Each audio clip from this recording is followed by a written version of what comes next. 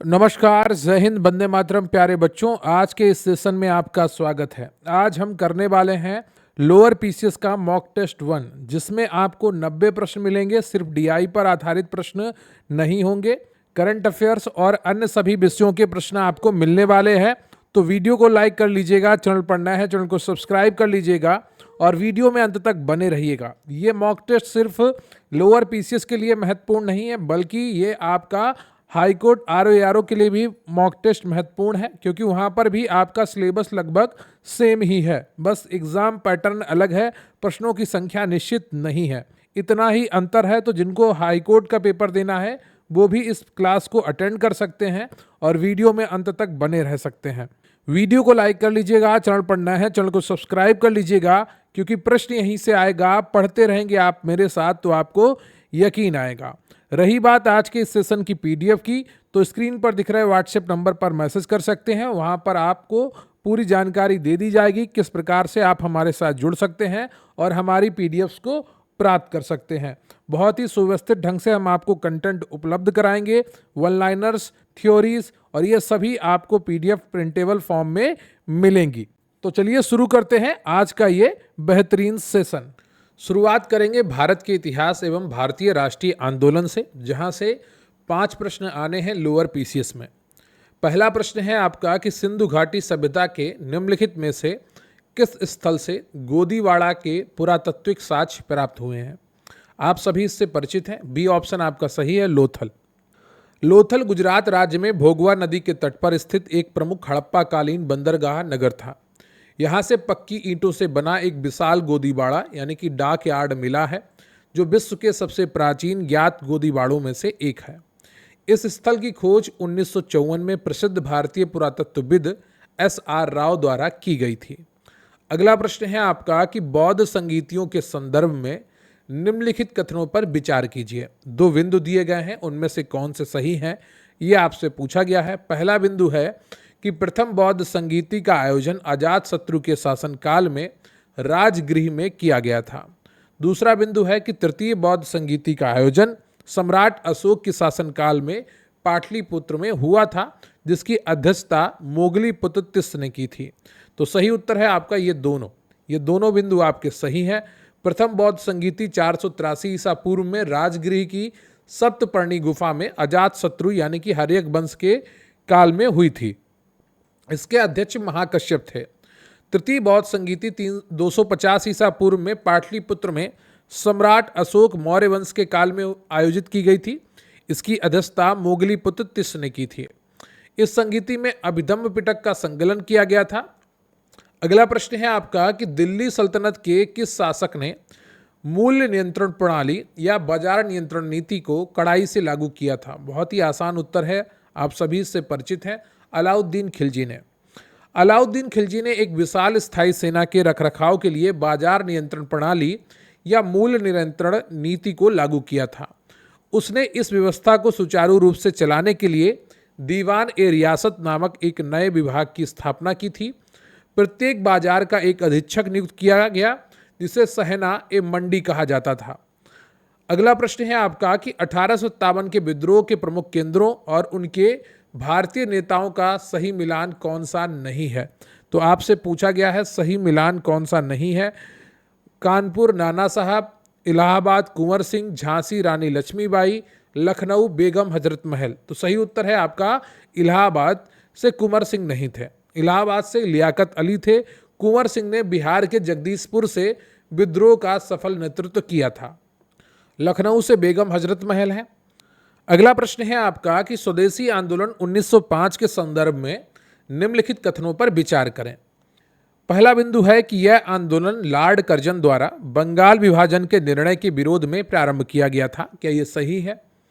दूसरा बिंदु है कि इस आंदोलन के दौरान रविन्द्रनाथ टैगोर ने आमार सोनार बांग्ला नामक प्रसिद्ध गीत लिखा था। तो सही उत्तर क्या है?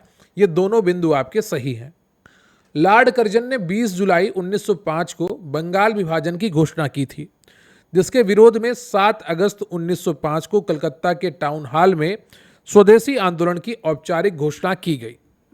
स्वदेशी आंदोलन के समय ही रविन्द्रनाथ टैगोर ने आमार सोनार बांग्ला लिखा, जो 1971 में बांग्लादेश का राष्ट्रीय गान बना था। इस आंदोलन में विदेशी वस्तुओं का बहिष्कार और स्वदेशी वस्तुओं को अपनाने पर जोर दिया गया था। अगला है भारतीय राज्य व्यवस्था एवं भारतीय संविधान। प्रश्न 6 है कि भारतीय संविधान की प्रस्तावना में वर्णित न्याय के अंतर्गत कौन सा आयाम शामिल नहीं है। तो इसका सही उत्तर हो जाएगा आपका ऑप्शन डी, सांस्कृतिक न्याय। भारतीय संविधान की प्रस्तावना में 3 प्रकार के न्याय की बात कही गई है। एक है सामाजिक, दूसरा है आर्थिक और तीसरा है राजनीतिक। इसमें सांस्कृतिक न्याय का कोई स्पष्ट उल्लेख नहीं किया गया है। प्रस्तावना में न्याय का यह आदर्श 1917 की रूसी क्रांति से प्रेरित होकर लिया गया था। अगला प्रश्न है आपका कि मौलिक अधिकारों के संबंध में निम्नलिखित कथनों का परीक्षण करें। कथन 1 है कि अनुच्छेद 32 को डॉक्टर BR अम्बेडकर ने संविधान की हृदय और आत्मा कहा है। दूसरा है कि मौलिक अधिकारों को राष्ट्रीय आपातकाल के दौरान कभी भी निलंबित नहीं किया जा सकता है। तो सही उत्तर है इसका ऑप्शन केवल 1 सही है। अनुच्छेद 32 सही है क्योंकि डॉक्टर अम्बेडकर ने संविधान के आत्मा और हृदय अनुच्छेद 32 को माना था, क्योंकि यह मौलिक अधिकारों को प्रवर्तित करने की गारंटी देता है।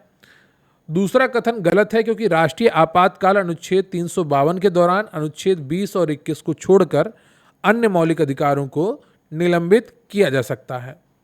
अगला प्रश्न है आपका कि भारत के संविधान के अंतर्गत ग्राम पंचायतों का गठन एक क्या है? मौलिक अधिकार है, राज्य के नीति निर्देशक तत्व का हिस्सा है, या मौलिक कर्तव्य है, या वैधानिक अधिकार है। तो सही उत्तर है आपका ऑप्शन सी। संविधान के भाग 4 में राज्य के नीति निर्देशक तत्वों के अंतर्गत अनुच्छेद 40 में ग्राम पंचायतों के गठन का स्पष्ट प्रावधान किया गया है। ये गांधीवादी दर्शन पर आधारित है जो स्थानीय सुशासन और सत्ता के विकेंद्रीकरण को बढ़ावा देता है। बाद में 73वें संविधान संशोधन अधिनियम द्वारा इसे संवैधानिक दर्जा प्रदान किया गया। अगला प्रश्न है आपका कि पंचायती राज व्यवस्था से संबंधित समितियों और उनके गठन के वर्ष का सही मिलान करें। तो इसका सही मिलान है बी। बलवंत राय मेहता समिति का गठन 1957 में हुआ था, जिसने त्रिस्तरीय पंचायती राज की सिफारिश की थी। अशोक मेहता समिति 1970 ने द्विस्तरीय पंचायती प्रणाली का सुझाव दिया था। GVK राव समिति 1985 तथा LM सिंघवी समिति 1986 में गठित की गई, जिसने पंचायतों को संवैधानिक दर्जा देने की वकालत की। अगला प्रश्न है आपका कि भारत के नियंत्रक एवं महालेखा परीक्षक के संदर्भ में विचार करें। भारत के संविधान के अनुच्छेद 148 में कैग के स्वतंत्र पद की व्यवस्था की गई है। दूसरा, कैग का कार्यकाल 5 वर्ष या 65 वर्ष की आयु जो भी पहले हो तक होता है। तो सही उत्तर है आपका ऑप्शन केवल 1 सही है। अनुच्छेद 148 के तहत भारत का नियंत्रक एवं महालेखा परीक्षक नियुक्त किया जाता है। यह सार्वजनिक धन का संरक्षक होता है। कथन 2 गलत है क्योंकि कैग का जो कार्यकाल है वो 6 वर्ष या 65 वर्ष की आयु होता है, 5 वर्ष नहीं होता है। कैग अपनी ऑडिट रिपोर्ट राष्ट्रपति केंद्र के मामले में और राज्यपाल राज्य के मामले में सौंपता है। बात करते हैं भारत एवं विश्व के भूगोल की।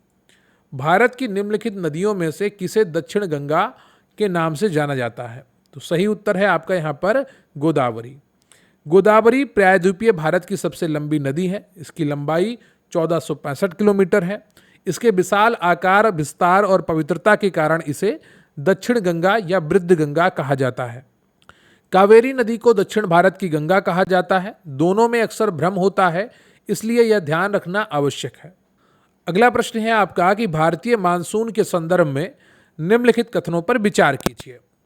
पहला बिंदु है कि अल नीनो का प्रभाव भारतीय मानसून को मजबूत करता है, जिससे भारी वर्षा होती है। क्या यह सही है? दूसरा है कि लौटते हुए मानसून से तमिलनाडु के तटीय क्षेत्रों में भारी वर्षा होती है। क्या यह सही है? तो यहाँ पर आपका केवल दूसरा सही है, पहला गलत है। क्योंकि जब भी एल नीनो एक्टिवेट होता है तब भारत में सूखा पड़ने की संभावना ज़्यादा रहती है, मानसून कमज़ोर हो जाता है। एल नीनो पूर्वी प्रशांत महासागर के गर्म होने की घटना है जो भारतीय मानसून को कमज़ोर करता है और सूखे की स्थिति उत्पन्न करता है।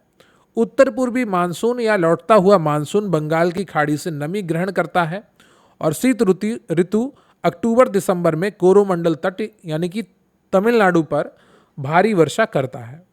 ये प्रश्न मैंने आपको अभी जो ज्योग्राफी की महामैराथन क्लास कराई है आपको, इंडियन ज्योग्राफी की, भारतीय भूगोल की, वहाँ पर जाके आप ज़रूर देखिए। एक एक बहुत अच्छा कंटेंट आपको दिया गया है। अगर उसको आप अच्छे से पढ़ लेंगे, समझ लेंगे, तो भारतीय ज्योग्राफी का 90% जो आपका सिलेबस है वो एक वीडियो से कंप्लीट हो जाएगा। अगला प्रश्न है आपका कि निम्नलिखित समुद्री जलधाराओं में से कौन सी एक ठंडी जलधारा नहीं है? तो सही उत्तर है आपका ऑप्शन डी, अगलुहास जलधारा। अगलुहास जलधारा हिंद महासागर की एक गर्म जलधारा है जो अफ्रीका के पूर्वी तट पर बहती है। पेरू, लेब्राडोर और कनारी जलधाराएं ठंडी जलधाराएं हैं जो ध्रुवों की ओर से भूमध्य रेखा की ओर बहती हैं। गर्म और ठंडी जलधाराओं का मिलन स्थल मत्स्य पालन के लिए सर्वोत्तम होता है, जैसे न्यू फाउंड लैंड तट। अगला प्रश्न है आपका कि भारत में स्मार्ट सिटी मिशन के तहत किस उद्देश्य को प्रमुखता दी गई है? तो सही उत्तर है आपका ऑप्शन बी, शहरों के मूल बुनियादी ढांचे और सेवाओं को स्मार्ट प्रौद्योगिकी के माध्यम से उन्नत करना, यानी कि बस स्टेशन, अस्पताल और रेलवे स्टेशन पर आपको सफाई मिले, सुव्यवस्थित टॉयलेट मिले, जगह जगह पर आपको नियमित अंतराल पर टॉयलेट मिले, बुनियादी साधन जो हैं वो मिले। तो ये सब किस में आते हैं? ये स्मार्ट सिटी मिशन में आते हैं। शहरों को एआई कैमरे से लैस करना, ट्रैफिक को सही तरीके से सुचारू रूप से चलाना, ये सब क्या है? ये स्मार्ट सिटी मिशन का हिस्सा है। शहरों के मूल बुनियादी ढांचे और सेवाओं को स्मार्ट प्रौद्योगिकी के माध्यम से उन्नत करना। स्मार्ट सिटी मिशन भारत सरकार द्वारा 2015 में शुरू की गई एक पहल है। इसका मुख्य उद्देश्य शहरों में रहने वाले नागरिकों को स्वच्छ और टिकाऊ पर्यावरण और स्मार्ट समाधानों के माध्यम से बेहतर जीवन गुणवत्ता प्रदान करना है। यह मौजूदा शहरों के आधुनिकीकरण पर केंद्रित है, न कि केवल नए शहरों के निर्माण पर। अगला प्रश्न है आपका कि भारत में कृषि और बागवानी के संदर्भ में विचार करें। पहला बिंदु है कि स्वर्ण क्रांति का संबंध फल, शहद और बागवानी के विकास से है। दूसरा बिंदु है कि रजत क्रांति का संबंध दुग्ध उत्पादन से है। तो सही उत्तर है आपका केवल एक, दूसरा गलत है, क्योंकि रजत क्रांति का संबंध दुग्ध उत्पादन से नहीं बल्कि कुक्कुट और अंडा उत्पादन से है। दुग्ध उत्पादन श्वेत क्रांति से संबंधित है और स्वर्ण क्रांति बागवानी, फल, शहद के उत्पादन में उल्लेखनीय वृद्धि को दर्शाती है। निरपक्ष तुतेज को इसका जनक माना जाता है। किसका जनक? स्वर्ण क्रांति का। अगला जो सेक्शन है वो है भारतीय अर्थव्यवस्था एवं सामाजिक विकास। पूछा गया है कि नीति आयोग के पदेन अध्यक्ष कौन होते हैं? तो बहुत आसान प्रश्न है और इसका उत्तर आप कर ही चुके होंगे, भारत के प्रधानमंत्री।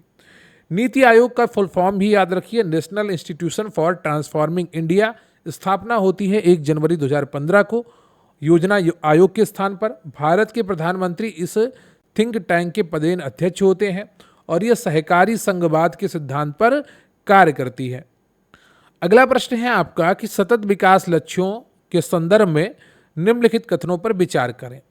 संयुक्त राष्ट्र द्वारा अपनाए गए कुल 17 सतत विकास लक्ष्य हैं जिन्हें 2030 तक प्राप्त करने का लक्ष्य रखा गया है।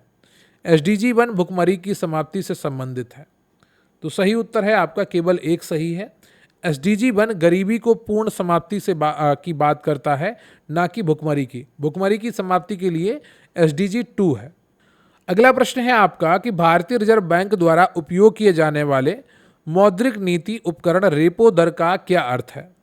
तो सही उत्तर है आपका ऑप्शन बी, वह दर जिस पर RBI वाणिज्यिक बैंकों को अल्पकालिक ऋण प्रदान करता है। रेपो दर वह ब्याज दर है जिस पर केंद्रीय बैंक तरलता को कमी होने पर वाणिज्यिक बैंकों को अल्पकालिक अवधि के लिए धन उधार देता है। रेपो दर में वृद्धि से अर्थव्यवस्था में ऋण महंगा हो जाता है, जिससे मुद्रास्फीति को नियंत्रित करने में मदद मिलती है। और रिवर्स रेपो दर की बात करें तो वह दर जिस पर वाणिज्यिक बैंक RBI के पास अपना अतिरिक्त धन जमा करते हैं। तो ये क्या है? ये रिवर्स रेपो रेट है। अगला प्रश्न है आपका कि भारत सरकार के बजट के संदर्भ में राजकोषीय घाटा क्या दर्शाता है? तो सही उत्तर है आपका ऑप्शन सी, सरकार के कुल व्यय और उधारी को छोड़कर कुल प्राप्तियों के बीच का अंतर। राजकोषीय घाटा अर्थव्यवस्था के स्वास्थ्य का एक प्रमुख संकेतक है। यह दर्शाता है कि सरकार अपने खर्चों को पूरा करने के लिए कितनी कुल उधारी की आवश्यकता है। राजकोषीय घाटा इक्वल टू कुल व्यय माइनस राजस्व प्राप्तियां प्लस गैर ऋण पूंजीगत प्राप्तियां। यदि घाटा बहुत अधिक है तो इसका अर्थ है कि सरकार भारी कर्ज ले रही है। अगला प्रश्न है आपका कि भारत में 1991 के आर्थिक सुधारों, उदारीकरण, निजीकरण, वैश्वीकरण के संदर्भ में विचार करें। 2 बिंदु दिए गए हैं। इन सुधारों को पीवी नरसिम्हा राव की सरकार के दौरान लागू किया गया था। उदारीकरण के अंतर्गत उद्योगों के लिए लाइसेंसिंग प्रणाली को लगभग समाप्त कर दिया गया, कुछ चुनिंदा उद्योगों को छोड़कर। तो सही उत्तर है आपका, ये दोनों सही हैं। 1991 में भुगतान संतुलन संकट के कारण भारत को नई आर्थिक नीति अपनानी पड़ी। उस समय पीवी नरसिम्हा राव प्रधानमंत्री और डॉक्टर मनमोहन सिंह वित्त मंत्री थे। उदारीकरण के तहत लाइसेंस राज का अंत किया गया, जिससे निजी क्षेत्र के लिए बाजार खुल गया, और दोनों कथन ये आपके सत्य हैं। अब हम बढ़ते हैं करंट अफेयर्स की तरफ। हाल ही में जारी हेनले पासपोर्ट इंडेक्स 2026 के अनुसार भारतीय पासपोर्ट के वैश्विक स्तर पर कौन सी रैंक प्राप्त हुई है? तो सही उत्तर है आपका 75वीं। फरवरी 2026 की अपडेट के अनुसार भारत ने हेनले पासपोर्ट इंडेक्स में 10 स्थानों की छलांग लगाई है और 85वें स्थान से उठकर 75वां स्थान हासिल किया है। वर्तमान में भारतीय नागरिक 56 गंतव्यों की यात्रा बिना पूर्व वीजा के या वीजा ऑन अराइवल के कर सकते हैं। सिंगापुर इस इंडेक्स में शीर्ष स्थान पर बना हुआ है। अगला प्रश्न है आपका कि tennis grand slam Australian open 2026 में पुरुष एकल का खिताब किसने जीता है? तो सही उत्तर है आपका कार्लोस अल्काराज ने। स्पेनिश टेनिस सनसनी कार्लोस अल्काराज ने ऑस्ट्रेलियाई ओपन 2026 के फाइनल में शानदार प्रदर्शन करते हुए पुरुष एकल का खिताब जीता है। ऑस्ट्रेलियाई ओपन वर्ष का पहला ग्रैंड स्लैम है जो हार्ड कोर्ट पर खेला जाता है। Hard court. अगला प्रश्न है आपका कि वर्ष 2026 में भारत सरकार द्वारा जल संरक्षण और जलवायु लचीलापन सुनिश्चित करने के लिए 9वें इंडिया इंटरनेशनल वाटर वीक का आयोजन किया। इसका मुख्य विषय क्या था? तो सही उत्तर है इसका ऑप्शन बी, जलवायु लचीला जल प्रबंधन या जलवायु अनुकूल जल प्रबंधन। ठीक है, क्लाइमेट रेजिलेंट वाटर मैनेजमेंट। केंद्रीय जल शक्ति मंत्रालय द्वारा 9वें इंडिया इंटरनेशनल वाटर वीक का शुभारंभ किया गया। इसका मुख्य विषय जलवायु लचीला जल प्रबंधन रखा गया, जो बढ़ती जलवायु चुनौतियों के बीच पानी की कुशल उपयोग और सतत संरक्षण पर केंद्रित है। अगला प्रश्न है आपका कि वर्ष 2026 की शुरुआत में भारतीय वायुसेना आईएफ के इतिहास में प्रतिष्ठित कैट ए क्वालिफाइड फ्लाइंग इंस्ट्रक्टर योग्यता हासिल करने वाली पहली महिला अधिकारी कौन बनी है? तो सही उत्तर है आपका option C, squadron leader Sanya. Squadron leader Sanya ने भारतीय वायुसेना में सर्वोच्च प्रशिक्षक श्रेणी कैट ए QFI हासिल करके इतिहास रच दिया है। कैट ए ग्रेड भारतीय वायुसेना में सैन्य एविएटर्स को दी जाने वाली सर्वोच्च निर्देशात्मक योग्यता है, जो उन्हें अन्य प्रशिक्षकों को प्रशिक्षित करने के लिए क्षमता प्रदान करती है। अगला प्रश्न है आपका कि गणतंत्र दिवस 2026 की पूर्व संध्या पर घोषित पद्म विभूषण सम्मानों के संबंध में इनमें से किसे कला के क्षेत्र में उनके योगदान के लिए यह सम्मान मरणोपरांत प्रदान किया गया है? तो धर्मेंद्र सिंह देवल। इसी वर्ष डॉक्टर एन राजम उत्तर प्रदेश को भी कला के क्षेत्र में पद्म विभूषण से सम्मानित किया गया है। अब हम बढ़ेंगे नेक्स्ट सेक्शन की तरफ, जिसका नाम है विज्ञान एवं प्रौद्योगिकी। प्रश्न है आपका कि वाहनों के पीछे दृश्य देखने के लिए आमतौर पर किस प्रकार के दर्पण का उपयोग किया जाता है? देखिए, ऐसे प्रश्न डायरेक्टली तो आपके सिलेबस में नहीं है, लेकिन जो लेखपाल में आयोग का पैटर्न देखने को मिला है, विज्ञान के नाम पर वो कहीं से भी प्रश्न पूछ सकता है। तो इसका सही उत्तर है आपका, वो है उत्तल दर्पण। वाहनों के साइड मिरर और रियर व्यू मिरर के रूप में उत्तल दर्पण का उपयोग किया जाता है। उत्तल दर्पण हमेशा सीधा, आभासी और वस्तु से छोटा प्रतिबिंब बनाता है। यह पीछे का एक विस्तृत दृश्य क्षेत्र प्रदान करता है, जिससे ड्राइवर के पीछे के बड़े हिस्से को आसानी से देख सकता है। अगला प्रश्न है आपका कि मानव रक्त और रक्त समूहों के संदर्भ में निम्नलिखित कथनों पर विचार कीजिए। ओ रक्त समूह को सार्वभौमिक दाता कहा जाता है क्योंकि इसमें कोई एंटीजन नहीं होता है। क्या यह सही है? AB रक्त समूह को सार्वभौमिक ग्राही कहा जाता है क्योंकि इसमें कोई एंटीबॉडी नहीं होती है। देखिए, वैसे अगर आप बिल्कुल तथ्य पर जाएं तो O नेगेटिव होता है, लेकिन यहाँ पर आगे इन्होंने डिटेल दे रखी है, तो ये कथन भी आपका सही है। तो यहाँ पर आपका सी ऑप्शन 1 और 2 दोनों सही हैं। ओ रक्त समूह विशेषकर ओ नेगेटिव में लाल रक्त कोशिकाओं पर कोई ए या बी एंटीजन नहीं होता है, इसलिए यह किसी को भी रक्त दे सकते हैं और यूनिवर्सल डोनर कहलाते हैं। ए बी रक्त समूह वाले व्यक्तियों के प्लाज्मा में ए या बी दोनों के खिलाफ कोई एंटीबॉडी नहीं होती है, इसलिए वे किसी भी समूह का रक्त प्राप्त कर सकते हैं। रक्त समूहों की खोज कार्ल लैंडस्टीनर ने की थी, बहुत बार परीक्षाओं में पूछा गया है, तो याद रखिएगा। अगला प्रश्न है आपका कि निम्नलिखित विटामिनों और उनसे होने वाले रोगों का सही मिलान करें। अब विटामिन ए रतौंधी होता है, vitamin B1 beriberi, vitamin C scurvy और vitamin D rickets. Vitamin A का रासायनिक नाम रेटिनॉल है और इसकी कमी से आंखों का रोग रतौंधी होता है, night blindness. Vitamin B1 thymine, इसकी कमी से तंत्रिका तंत्र से जुड़ा रोग बेरी होता है। तो कई बार डायरेक्ट आपसे रोग नहीं पूछेगा, ये पूछेगा कि ये विटामिन की कमी हो जाए तो शरीर का कौन सा हिस्सा प्रभावित होता है, तो वहां पर उत्तर होगा तंत्रिका तंत्र। विटामिन सी एस्कॉर्बिक एसिड की कमी से मसूड़ों में खून आना यानी स्कर्वी रोग होता है, और विटामिन डी कैल्सीफेरॉल की कमी से हड्डियों का रोग रिकेट्स या सूखा रोग होता है। अगला प्रश्न है आपका कि नैनो प्रौद्योगिकी में नैनोमीटर का क्या अर्थ है, तो ये आपका ऑप्शन बी सही हो जाएगा। 1 मीटर का 1 अरबवां हिस्सा यानी कि 10 की घात -9 मीटर। नैनो प्रौद्योगिकी में सामग्री का हेरफेर परमाणु या आणविक स्तर पर किया जाता है। 1 नैनोमीटर 1 मीटर का 1 अरबवां हिस्सा होता है। चिकित्सा में टारगेटेड ड्रग डिलीवरी और इलेक्ट्रॉनिक्स में इसका अत्यधिक उपयोग हो रहा है।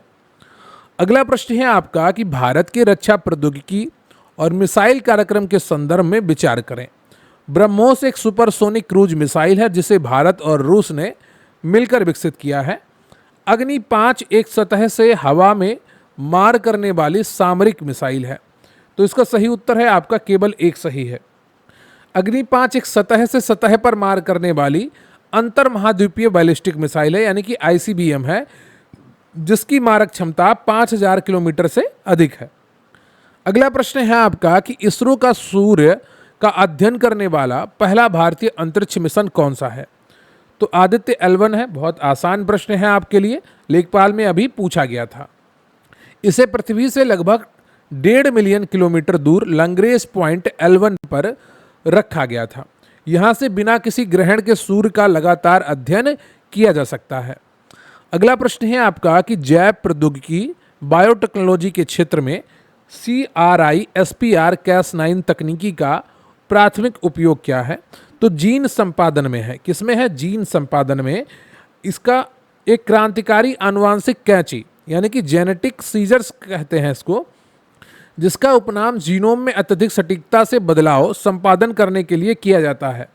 यह तकनीकी DNA के विशिष्ट भागों को काटने, जोड़ने या बदलने में सक्षम बनाती है, जिससे आनुवांशिक बीमारियों का इलाज संभव हो सकता है। इस खोज के लिए 2020 में रसायन विज्ञान का नोबेल पुरस्कार दिया गया था। अगला प्रश्न है आपका कि बौद्धिक संपदा अधिकारों IPR के तहत भारत में पेटेंट की वैधता अवधि आमतौर पर कितने वर्ष होती है, तो सही उत्तर है आपका 20 वर्ष। भारत में पेटेंट अधिनियम 1970 के तहत किसी भी नए आविष्कार के लिए पेटेंट की वैधता पेटेंट आवेदन दाखिल करने की तारीख से 20 वर्ष तक होती है। 20 वर्ष बाद वह आविष्कार सार्वजनिक डोमेन में आ जाता है। कॉपीराइट का अधिकार आमतौर पर लेखक के जीवन काल और उसकी मृत्यु के 60 वर्ष के बाद तक का रहता है। अगला प्रश्न है आपका कि विज्ञान एवं प्रौद्योगिकी के संदर्भ में अनुपयोगी नहीं, यहाँ पर अनुप्रयोगी होगा, ठीक है। द्विउपयोगी तकनीकी का तात्पर्य क्या है? Dual use. तो ऑप्शन आपका यहाँ पर सही है, वे तकनीकें जिनका उपयोग नागरिक उद्देश्यों और सैन्य दोनों कार्यों के लिए किया जाता है। डुअल यूज टेक्नोलॉजी का अर्थ उन तकनीकों से है जो शांतिपूर्ण नागरिक कार्यों के साथ साथ रक्षा और सैन्य उद्देश्यों के लिए भी काम में लाई जाती हैं। इसके प्रमुख उदाहरण हैं GPS, नेविगेशन और मिसाइल गाइडेंस के लिए ज़रूरी है, परमाणु ऊर्जा, बिजली उत्पादन और परमाणु हथियार दोनों के लिए, और ड्रोन तकनीकी, ये डिलीवरी भी कर सकता है और टारगेटेड अटैक भी कर सकता है। अगला प्रश्न है आपका कि डिजिटल अधिकारों और निजता के संदर्भ में भारत के सर्वोच्च न्यायालय के निर्णयों पर विचार करें। पहला बिंदु है कि पुट्टा स्वामी फैसले 2017 में सर्वोच्च न्यायालय ने निजता के अधिकार को संविधान के अनुच्छेद 21 के तहत मौलिक अधिकार घोषित किया है। क्या यह सही है? कई बार मैंने आपको ये प्रश्न कराया है। दूसरा है केरल उच्च न्यायालय के एक फैसले के अनुसार इंटरनेट तक पहुंच को शिक्षा और सूचना के अधिकार के विस्तार के रूप में देखा गया है। तो सही उत्तर है आपका, ये दोनों बिंदु सही हैं आपके। डिजिटल युग में इंटरनेट की अनिवार्यता को देखते हुए अदालतों जैसे फहीमा सिरिन मामला केरल ने इंटरनेट तक पहुंच को मौलिक अधिकारों के संरक्षण के लिए महत्वपूर्ण माना है। अब हम बात करेंगे पर्यावरण, पारिस्थितिकी तथा आपदा प्रबंधन की। विश्व के प्रमुख जैव विविधता हॉटस्पॉट की अवधारणा सबसे पहले किस पर्यावरणविद द्वारा दी गई थी? तो सही उत्तर है आपका नॉर्मन मायर्स द्वारा। ब्रिटिश पर्यावरणविद नॉर्मन मायर्स ने 1988 में जैव विविधता हॉटस्पॉट की अवधारणा प्रस्तुत की थी। हॉटस्पॉट वे क्षेत्र हैं जहां अत्यधिक स्थानिक प्रजातियां पाई जाती हैं लेकिन उनके आवास को गंभीर खतरा होता है। भारत में 4 प्रमुख हॉटस्पॉट क्षेत्र हैं। एक है हिमालय, दूसरा है इंडो बर्मा क्षेत्र, तीसरा है पश्चिमी घाट और चौथा है सुडालैंड। अगला प्रश्न है आपका कि ग्रीन हाउस गैसों और जलवायु परिवर्तन के संदर्भ में विचार करें। कार्बन डाइऑक्साइड वायुमंडल में सबसे प्रचुर मात्रा में पाई जाने वाली ग्रीन हाउस गैस है। जलवाष्प को छोड़कर क्लोरोफ्लोरोकार्बन का ग्लोबल वार्मिंग पोटेंशियल CO2 की तुलना में कम होता है। तो यहाँ पर केवल पहला सही है क्योंकि क्लोरोफ्लोरोकार्बन का पोटेंशियल CO2 की तुलना में अधिक होता है और ये हजारों गुना अधिक होता है। अगला प्रश्न है आपका कि वन्य जीव संरक्षण के अंतर्गत भारत के राष्ट्रीय उद्यानों और उनके संबंधित राज्य का कौन सा मिलान गलत है? तो यहाँ पर सही उत्तर कौन सा हो जाएगा? सी, हेमिस राष्ट्रीय उद्यान हिमाचल प्रदेश में नहीं है बल्कि ये लद्दाख में स्थित है। काजीरंगा राष्ट्रीय उद्यान असम में है, केवलादेव घना राष्ट्रीय उद्यान राजस्थान में है और पेरियार राष्ट्रीय उद्यान केरल में है। अगला प्रश्न है आपका कि आपदा प्रबंधन अधिनियम 2005 के अनुसार राष्ट्रीय आपदा प्रबंधन प्राधिकरण का पदेन अध्यक्ष कौन होता है? बहुत आसान इसका उत्तर है, ऑप्शन है डी, प्रधानमंत्री। भारत में आपदा प्रबंधन के लिए शीर्ष निकाय राष्ट्रीय आपदा प्रबंधन प्राधिकरण है जिसका गठन 2005 के अधिनियम के तहत किया गया। राज्य स्तर पर SDMA का अध्यक्ष मुख्यमंत्री और जिला स्तर पर DDMA का अध्यक्ष जिलाधिकारी होता है। अगला प्रश्न है आपका कि वैश्विक स्तर पर आपदा न्यूनीकरण के प्रयासों के संदर्भ में सेंडाई फ्रेमवर्क से संबंधित कथनों पर विचार करें। पहला बिंदु है कि Sendai framework for disaster risk reduction 2015-2030 संयुक्त राष्ट्र द्वारा अपनाया गया एक समझौता है। दूसरा बिंदु है कि इसका मुख्य उद्देश्य आपदा जोखिम और जीवन आजीविका और बुनियादी ढांचे के नुकसान को कम करना है। तो ये आपके दोनों बिंदु सही हैं। सेंडाई फ्रेमवर्क 2015 से 2030 के लिए है। ये जापान के सेंडाई शहर में तीसरे संयुक्त राष्ट्र विश्व शिखर सम्मेलन में अपनाया गया था। यह ह्यूगो फ्रेमवर्क का उत्तराधिकारी है। यह पहला प्रमुख समझौता है जो आपदा जोखिम न्यूनीकरण को विकास नीतियों के साथ एकीकृत करने पर जोर देता है। अगला प्रश्न है आपका कि पर्यावरण संरक्षण के अंतर्गत रामसर सम्मेलन का मुख्य रूप से किसके संरक्षण से संबंधित है? तो ये आर्द्र भूमियों, वेटलैंड से संबंधित है। रामसर सम्मेलन आर्द्र भूमियों और उनके संसाधनों के संरक्षण और विवेकपूर्ण उपयोग के लिए एक अंतर्राष्ट्रीय संधि है। इस पर 2 फरवरी 1971 को ईरानी शहर रामसर में हस्ताक्षर किए गए थे। इसलिए 2 फरवरी को विश्व आर्द्र भूमि दिवस मनाया जाता है। कमेंट करके बताइएगा कि वर्तमान में भारत में कुल कितनी आर्द्र भूमि है। अगला प्रश्न है आपका कि भारत में राष्ट्रीय आपदा मोचन बल का गठन आपदा प्रबंधन अधिनियम की किस धारा के तहत किया गया है? तो सही उत्तर है आपका ऑप्शन सी, धारा 44। राष्ट्रीय आपदा मोचन बल भारत का विशेष बल है जो प्राकृतिक और मानव निर्मित आपदाओं के समय त्वरित राहत और बचाव कार्य करता है। इसका गठन आपदा प्रबंधन अधिनियम 2005 की धारा 44 के तहत किया गया है। ये बल सीधे भारत सरकार के गृह मंत्रालय के अधीन कार्य करता है। अगला प्रश्न है आपका कि पर्यावरणीय संघात आकलन इन्वायरमेंटल इम्पैक्ट असेसमेंट भारत में किस कानून के तहत अनिवार्य किया गया है? तो सही उत्तर है आपका ऑप्शन सी, पर्यावरण संरक्षण अधिनियम 1986। पर्यावरणीय संघात आकलन EIA किसी प्रस्तावित परियोजना जैसे बांध, खदान, राजमार्ग के कारण पर्यावरण पर पड़ने वाले सकारात्मक और नकारात्मक प्रभावों के मूल्यांकन की एक प्रक्रिया है। इसे भारत में पर्यावरण संरक्षण अधिनियम 1986 के प्रावधानों के तहत वैधानिक समर्थन प्राप्त है। अगला प्रश्न है आपका कि गैर पारंपरिक सुरक्षा चुनौतियों के अंतर्गत निम्नलिखित में से किसे शामिल किया जाता है? तो सही उत्तर है आपका ऑप्शन सी, जलवायु परिवर्तन और महामारी। पारंपरिक सुरक्षा खतरे मुख्य रूप से सैन्य खतरों और राष्ट्र राज्यों के बीच युद्ध से संबंधित है, जैसा सीमा विवाद। गैर पारंपरिक सुरक्षा खतरों में जलवायु परिवर्तन, प्राकृतिक आपदाएं, साइबर अपराध, आतंकवाद और महामारियां जैसे कोविड-19 शामिल हैं, जो मानवीय अस्तित्व को चुनौती देते हैं। अगला प्रश्न है आपका कि निम्नलिखित में से कौन सा प्राथमिक प्रदूषक का उदाहरण नहीं है? तो सही उत्तर है आपका सी, ओजोन। प्राथमिक प्रदूषक वे होते हैं जो सीधे स्रोत से उत्सर्जित होते हैं, जैसे वाहनों से CO और फैक्ट्रियों से SO2। द्वितीयक प्रदूषक तब बनते हैं जब प्राथमिक प्रदूषक वायुमंडल में प्रतिक्रिया करते हैं। ग्राउंड लेवल ओजोन O3 और स्मॉग द्वितीयक प्रदूषक के प्रमुख उदाहरण हैं। अब हम बात करेंगे सामान्य हिंदी की। पहला प्रश्न है आपका कि अर्धशासकीय पत्र के संदर्भ में कौन सा कथन असत्य है? क्या पूछा गया है? कौन सा कथन असत्य है? तो अर्धशासकीय पत्र के संबंध में तीसरा जो कथन है, सी ऑप्शन है, इसमें प्रेषक का नाम व पदनाम सबसे अंत में नीचे बाईं ओर लिखा जाता है, जो कि गलत है।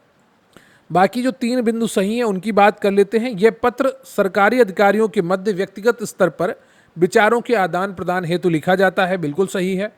इसमें उत्तम पुरुष मैं हम शैली का प्रयोग किया जाता है।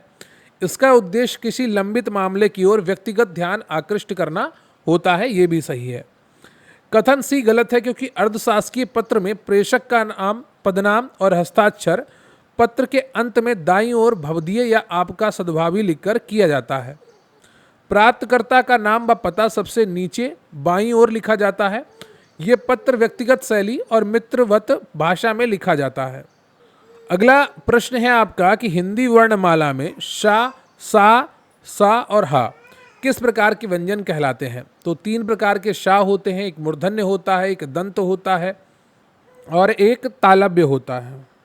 जो इस वाले सा का उच्चारण है वो दंत मूल वर्त से होता है। इस वाले सा का उच्चारण जो है वो आपका मूर्धन्य से होता है और इस वाले सा का उच्चारण आपका तालु से होता है। तो ये आपके ऊष्मीय व्यंजन होते हैं। जो तीनों सा है और हा है ये ऊष्मीय व्यंजन के अंतर्गत आते हैं। जिन व्यंजनों के उच्चारण के समय वायु मुख के विभिन्न स्थानों पर रगड़ कर बाहर निकलती है और ऊष्मा गर्मी पैदा करती है, उन्हें ऊष्मीय व्यंजन कहते हैं। इनकी संख्या 4 है। यारालावा की बात करें तो ये अंतस्थ व्यंजन कहलाते हैं। अगला प्रश्न है आपका कि अत्यधिक शब्द में कौन सी संधि है और इसका सही संधि विच्छेद क्या होगा? तो ता आ गया बीच में और या के आया है, तो इसका बहुत ही आसान ट्रिक होता है, यण संधि का आधा ता आ जाए। अत्यधिक का सही संधि विच्छेद अति धन अधिक होता है। यहाँ ई और आ के मेल से या बन रहा है। अगला प्रश्न है आपका कि जिस समास में पूर्व पद और उत्तर पद दोनों ही गौण हो और किसी तीसरे विशेष अर्थ की ओर संकेत करते हो, वह समास क्या कहलाता है? तो वो कहलाता है बहुब्रीहि समास। ठीक है, बहुब्रीहि समास का उदाहरण लंबोदर है, दशानन है। अगला प्रश्न है आपका कि निम्नलिखित में से तत्सम शब्दों का कौन सा समूह पूर्णता सही है? तत्सम की बात कही गई है और इसका जो सही उत्तर है आपका ऑप्शन बी है, आम्र, क्षेत्र और रात्रि। इनके तद्भव रूप आम्र का आम होता है, क्षेत्र का खेत होता है और रात्रि का रात होता है। अगला है बादल का सही पर्यायवाची शब्द कौन सा नहीं है? जलद, बारिद, जलिद, नीरद। तो दा जब आ जाता है तो वो बादल का पर्यायवाची होता है और यहाँ पर धी वाला ये आपका बादल का पर्यायवाची नहीं है। तो जलधि का अर्थ समुद्र होता है। जिन शब्दों के अंत में दा लगा होता है, जैसे जलद है, वारिद है, नीरद है, पयोद है, वे बादल के पर्यायवाची होते हैं, जिनका अर्थ होता है जल देने वाला। जिन शब्दों के अंत में जा लगा होता है, जैसे जलज है, नीरज है, वे कमल के पर्यायवाची होते हैं। अगला प्रश्न है आपका कि जंगम शब्द का सही विलोम क्या है? बहुत इंपॉर्टेंट है हजारों बार परीक्षाओं में पूछा गया है। और सही उत्तर है आपका स्थावर। जंगम का अर्थ होता है जो चल सके या जिसे एक स्थान से दूसरे स्थान पर ले जाया जा सके, मूवेबल। इसका सटीक विलोम स्थावर होता है, जिसका अर्थ है जो एक ही स्थान पर स्थिर रहे, इमूवेबल हो, जैसे पेड़ पौधे हैं, जमीन है। अगला प्रश्न है आपका कि निम्नलिखित में से शुद्ध वाक्य का चयन कीजिए। तो मेरे को आज बाजार जाना है, तो ये अशुद्ध हो गया। वहाँ भारी भरकम भीड़ जमा थी, भारी भरकम क्या होता है, ये भी अशुद्ध हो गया। साहित्य और जीवन का अभिन्न संबंध है। श्री कृष्ण के अनेकों नाम है, तो अनेकों नहीं होता है, अनेक होता है, तो यहाँ पर आपका ऑप्शन सी सही हो जाएगा। ठीक है। भारी भरकम भीड़ अनुचित प्रयोग है, यहाँ पर भारी भीड़ का प्रयोग होगा। ठीक है। अगला प्रश्न है आपका कि रमेश बहुत तेज दौड़ता है, इस वाक्य में बहुत शब्द व्याकरण कोटि के अनुसार क्या है। तो ये आपका देखो, दौड़ता है ये क्रिया है, इसका विशेषण तेज है, और तेज की विशेषता कौन बता रहा, बहुत बता रहा है, तो वो प्रविशेषण हो गया। बी ऑप्शन आपका यहाँ पर सही हो जाएगा। अगला प्रश्न है आपका कि मुहावरे आसमान से गिरा खजूर में अटका का सही अर्थ क्या है। तो एक विपत्ति से छूटकर दूसरी विपत्ति में फंसना। बी ऑप्शन आपका यहाँ पर सही हो जाता है। अब हम बढ़ेंगे अपने सबसे इंपॉर्टेंट सेक्शन की तरफ, जिसका नाम है कंप्यूटर एवं सूचना प्रौद्योगिकी। आधुनिक कंप्यूटरों के वास्तुकला और संग्रहित प्रोग्राम अवधारणा के आविष्कार और विकास में किस वैज्ञानिक का सबसे महत्वपूर्ण योगदान माना जाता है। तो सही उत्तर है आपका जॉन वॉन न्यूमैन का। चार्ल्स वेबेज को कंप्यूटर का पिता कहा जाता है, लेकिन 1945 में वॉन न्यूमैन आर्किटेक्चर पेश करके जॉन वॉन न्यूमैन ने आधुनिक कंप्यूटर का आधार रखा। इस अवधारणा के अनुसार प्रोग्राम और डेटा दोनों को कंप्यूटर की मेमोरी में एक साथ संग्रहित किया जा सकता है। यह कंप्यूटर के इतिहास और आविष्कार में एक युगांतरकारी कदम था। अगला प्रश्न है आपका कि 1960 के दशक में कंप्यूटर माउस का आविष्कार किसने किया था। तो यह प्रश्न अभी आपको मैंने कराया था कुछ दिन पहले, तो इसका सही उत्तर है आपका ऑप्शन बी, डगलस एंगलवार्ट ने।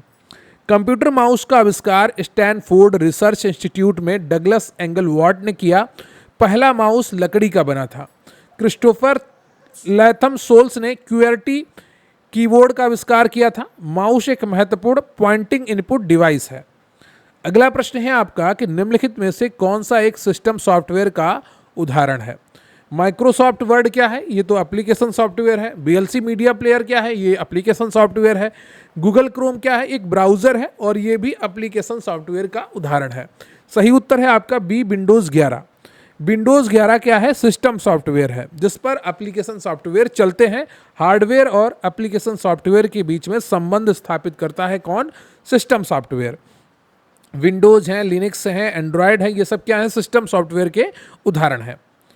अगला प्रश्न है आपका कि निम्नलिखित में से कौन सा डिवाइस इनपुट और आउटपुट दोनों कार्यों के लिए उपयोग किया जा सकता है। तो टच स्क्रीन मॉनिटर। कई बार मैंने आपको बताया है, टच स्क्रीन डिस्प्ले जानकारी देता है, आउटपुट और छूने पर निर्देश ग्रहण भी करता है, यानी कि इनपुट भी लेता है। तो यह एक ऐसी इकलौती डिवाइस है जो इनपुट और आउटपुट दोनों का काम करती है। कीबोर्ड और स्कैनर केवल इनपुट डिवाइस हैं, प्रिंटर केवल आउटपुट डिवाइस है। लेकिन आजकल जो प्रिंटर आते हैं वो स्कैनर के साथ आते हैं, तो स्कैनर और प्रिंटिंग दोनों काम करते हैं वो। ठीक है, इनपुट भी लेते हैं और आउटपुट भी देते हैं। अगला प्रश्न है आपका कि इंटरनेट प्रोटोकॉल के संदर्भ में आईपी वर्जन 4 एड्रेस कितने बिट का होता है। बहुत आसान प्रश्न है, हर परीक्षा में आपको 2-3 आसान प्रश्न मिलते हैं, लेकिन आप उनको गलत नहीं कर सकते हैं। अगर आपने आसान वाले प्रश्न गलत किए तो आप बहुत पीछे चले जाएंगे। तो कोशिश करिए वो प्रश्न हमेशा सही हो जो सबके सही हो रहे हैं। 32 बिट इंटरनेट प्रोटोकॉल संस्करण 4 यानी कि IPv4 पते 32 बिट की लंबाई के होते हैं, जो दशमलव प्रारूप में लिखे जाते हैं, यानी कि डेसिमल नंबर सिस्टम में लिखे जाते हैं। उदाहरण के लिए 192.168.1.1। IPv6 128 बिट के होते हैं। अगला प्रश्न है आपका कि ईमेल भेजते समय BCC यानी कि ब्लाइंड कार्बन कॉपी फील्ड का क्या उपयोग होता है। तो सही उत्तर है आपका प्राप्तकर्ता की ईमेल आईडी को अन्य प्राप्तकर्ताओं से छिपाने के लिए। ब्लाइंड में समझ लीजिए अंधा कर दिया। ठीक है, इतना अर्थ आप समझ लीजिए ब्लाइंड से। CC में क्या होता है, गोपनीयता नहीं बनानी होती है, सबको पता चल जाता है किसको भेजना है, कार्बन कॉपी है ये। अगला प्रश्न है आपका कि एमएस वर्ड में किसी टेक्स्ट में हाइपरलिंक सम्मिलित करने की शॉर्टकट कुंजी क्या है? बहुत आसान होगा आपके लिए, कंट्रोल प्लस के होती है। ठीक है, कंट्रोल प्लस के हाइपरलिंक करती है। किसी वेब पेज या फाइल को जोड़ना हो तो वहाँ पर कंट्रोल प्लस के का उपयोग करके लिंक आप डालते हैं। कंट्रोल प्लस एच का उपयोग फाइंड एंड रिप्लेस के लिए होता है और control plus S L text को बाईं ओर अलाइनमेंट करता है, लेफ्ट अलाइनमेंट करता है। अगला प्रश्न है आपका कि एमएस एक्सेल में कौन सा फंक्शन किसी विशेष मान को एक बड़ी टेबल या डेटाबेस के पहले कॉलम में खोजता है और उसी पंक्ति में एक संबंधित मान लौटाता है? तो सही उत्तर है आपका B lookup. V lookup vertical lookup Excel का सबसे शक्तिशाली फंक्शन है। ये किसी डेटा तालिका के पहले कॉलम में डेटा को लंबवत रूप से खोजता है और फिर निर्दिष्ट कॉलम से उसी पंक्ति का डेटा निकाल कर देता है। डेटा विश्लेषण में इसके बड़े पैमाने पर उपयोग होता है। अगला प्रश्न है आपका कि डिजिटल वित्तीय उपकरणों के संदर्भ में नेफ्ट प्रणाली का पूर्ण रूप क्या है? तो सही उत्तर है आपका option A, national electronic funds transfer. NEFT national electronic fund transfer Bharat में इलेक्ट्रॉनिक रूप से फंड ट्रांसफर करने की एक राष्ट्रव्यापी भुगतान प्रणाली है। ये प्रणाली भारतीय रिजर्व बैंक द्वारा संचालित की जाती है और बैचों में फंड ट्रांसफर करती है। तुरंत के लिए आरटीजीएस या आईएमपीएस या यूपीआई का प्रयोग किया जाता है। भारत सरकार द्वारा ई गवर्नेंस के लिए लॉन्च किए गए उमंग ऐप का मुख्य उद्देश्य क्या है? तो बी ऑप्शन आपका सही है, एक ही मोबाइल प्लेटफॉर्म पर केंद्र और राज्य सरकार की सभी प्रमुख ई सेवाओं तक पहुंच प्रदान करना। उमंग का पूर्ण रूप क्या है? ये भी याद रखिए, किसी परीक्षा में आपसे पूछा जाएगा। Unified mobile application for new age governance. इसे इलेक्ट्रॉनिक्स और सूचना प्रौद्योगिकी मंत्रालय द्वारा विकसित किया गया है। अगला प्रश्न है आपका कि साइबर सुरक्षा के संदर्भ में एक हमलावर द्वारा किसी विश्वसनीय स्रोत जैसे बैंक का रूप धारण करके उपयोगकर्ताओं से पासवर्ड और क्रेडिट कार्ड विवरण चुराने की प्रक्रिया क्या कहलाती है? तो सही उत्तर है आपका ऑप्शन बी, फिशिंग कहलाती है। फिशिंग एक प्रकार का साइबर अपराध है जहां अपराधी ईमेल या संदेश भेजकर किसी प्रतिष्ठित संस्था का दिखावा करते हैं। उद्देश्य उपयोगकर्ता को धोखा देकर उनके संवेदनशील डेटा, लॉगिन क्रेडेंशियल, ओटीपी को प्राप्त करना होता है। इसे सोशल इंजीनियरिंग का एक रूप माना जाता है।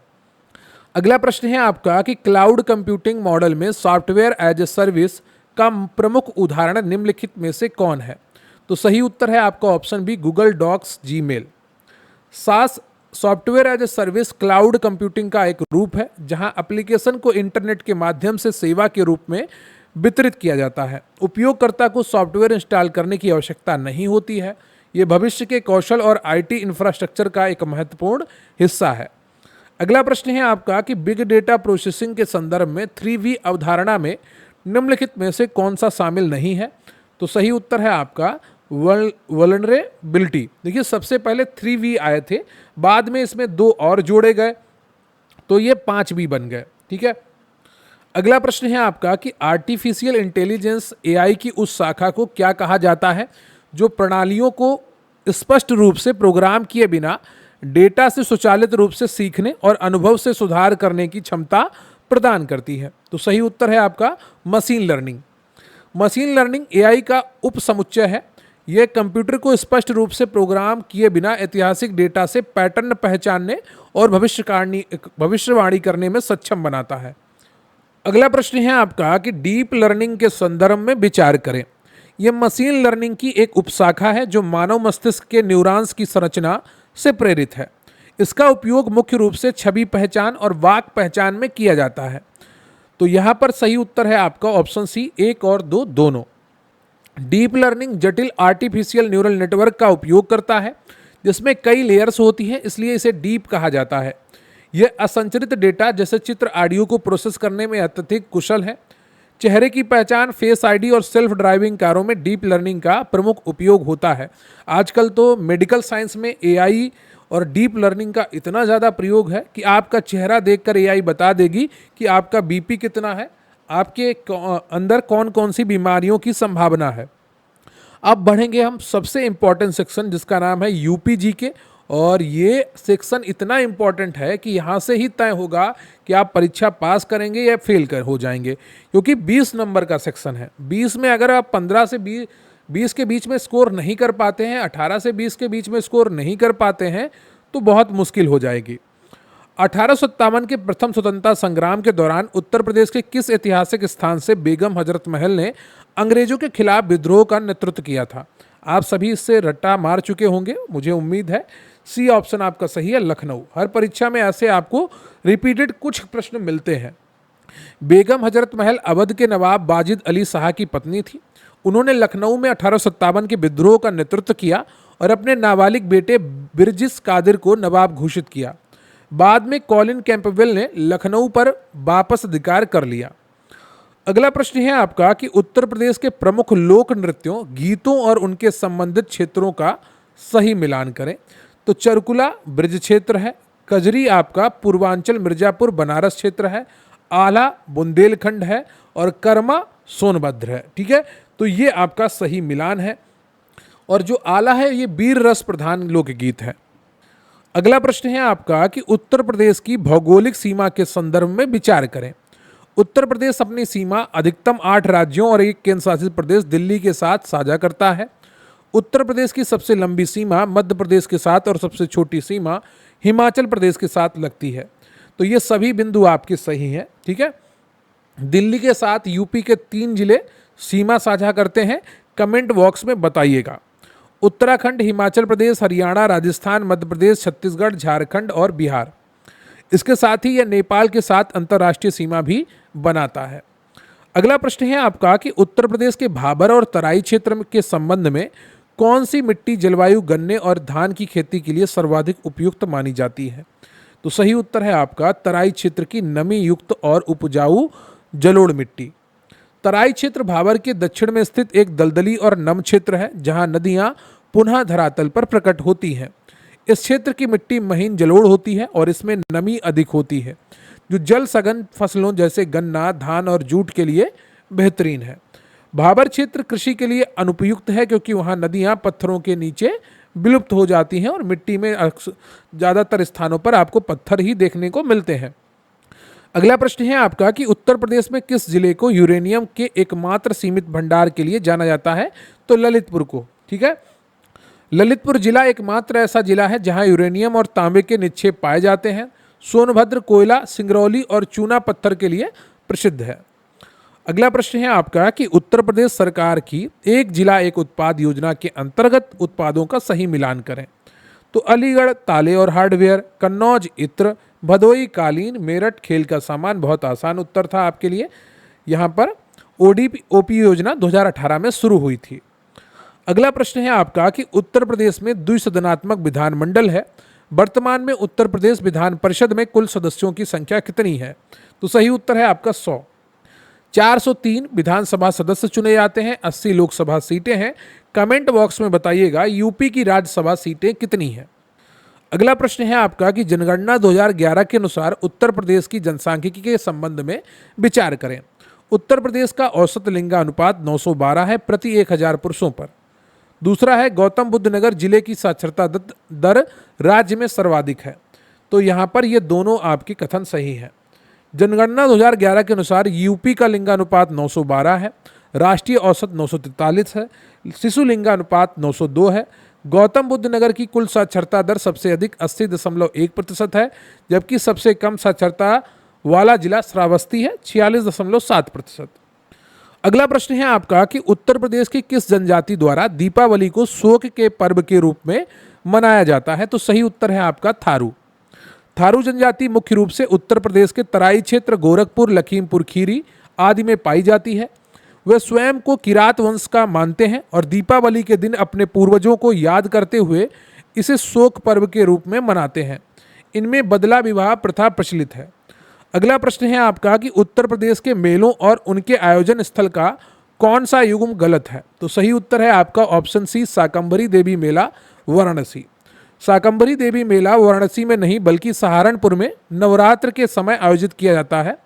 बटेश्वर मेला आगरा का प्रसिद्ध पशु मेला है जो ऊंटों और घोड़ों के व्यापार के लिए जाना जाता है। नौचंदी मेला मेरठ हिंदू मुस्लिम एकता का प्रतीक है। अगला प्रश्न है आपका कि उत्तर प्रदेश का सबसे पुराना वन्य जीव अभ्यारण्य कौन सा है? तो सही उत्तर है आपका ऑप्शन बी, चंद्रप्रभा वन्य जीव अभ्यारण्य। चंद्रप्रभा वन्य जीव अभ्यारण्य उत्तर प्रदेश का सबसे पुराना अभ्यारण्य है। इसकी स्थापना 1957 में एशियाई शेरों के संरक्षण के लिए की गई थी। ये राज्य के चंदौली जिले में स्थित है। दुधवा राष्ट्रीय उद्यान लखीमपुर खीरी राज्य का एकमात्र राष्ट्रीय उद्यान है। अगला प्रश्न है आपका कि गंगा नदी उत्तर प्रदेश राज्य में सर्वप्रथम किस जिले से प्रवेश करती है? तो ये प्रवेश करती है बिजनौर से। यूपी के 28 जिलों से बहती है और बलिया जिले से होते हुए बिहार में प्रवेश करती है। अगला प्रश्न है आपका कि उत्तर प्रदेश के पर्यटन सर्किट में, बुद्ध सर्किट में निम्नलिखित में से कौन सा स्थान शामिल नहीं है? तो बहुत आसानी से आप इसका उत्तर कर पाएंगे, सी मथुरा। बुद्ध सर्किट भगवान बुद्ध के जीवन से जुड़े स्थलों का एक समूह है जिसमें सारनाथ प्रथम उपदेश, कुशीनगर महापरिनिर्वाण, श्रावस्ती सर्वाधिक उपदेश और कपिल वस्तु शामिल है। मथुरा कृष्ण सर्किट और ब्रज तीर्थ क्षेत्र का मुख्य केंद्र है। यह बौद्ध सर्किट का मुख्य अंग नहीं है। यूपी करंट अफेयर्स के आधार पर यह प्रश्न है कि पर्यटन को बढ़ावा देने के लिए मई 2026 में उत्तर प्रदेश सरकार द्वारा नागरिकों के लिए कौन सा पर्यटन अभियान शुरू किया गया है? तो सही उत्तर है आपका विजिट माई स्टेट अभियान। राज्य के नागरिकों और अप्रवासी भारतीयों को अपने गृह राज्य के पर्यटन स्थलों का भ्रमण करने के लिए प्रोत्साहित करते हुए विजिट माई स्टेट अभियान शुरुआत की गई है।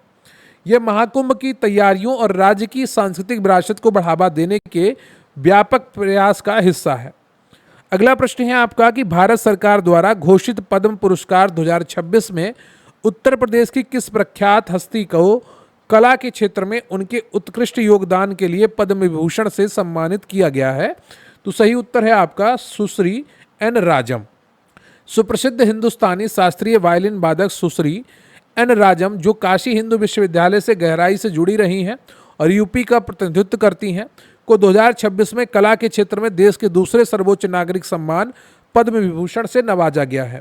वे हिंदुस्तानी संगीत में गायन अंग शैली में वायलिन बजाने की प्रेरणा मानी जाती हैं।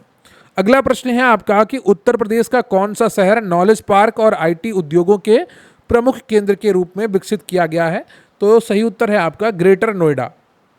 यहाँ नॉलेज पार्क स्थापित किया गया है जिसमें कई प्रमुख इंजीनियरिंग कॉलेज, विश्वविद्यालय और बहुराष्ट्रीय कंपनियों के परिसर स्थित हैं।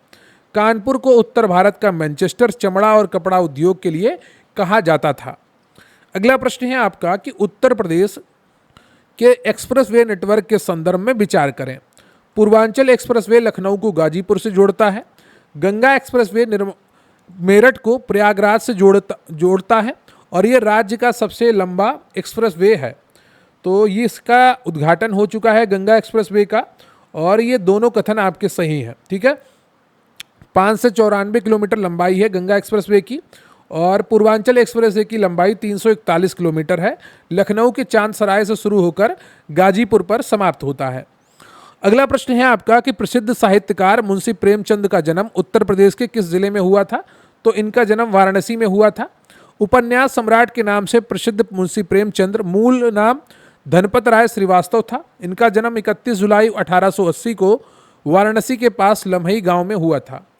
गोदान, गबन, कर्मभूमि और सेवा सदन इनके प्रमुख उपन्यास हैं।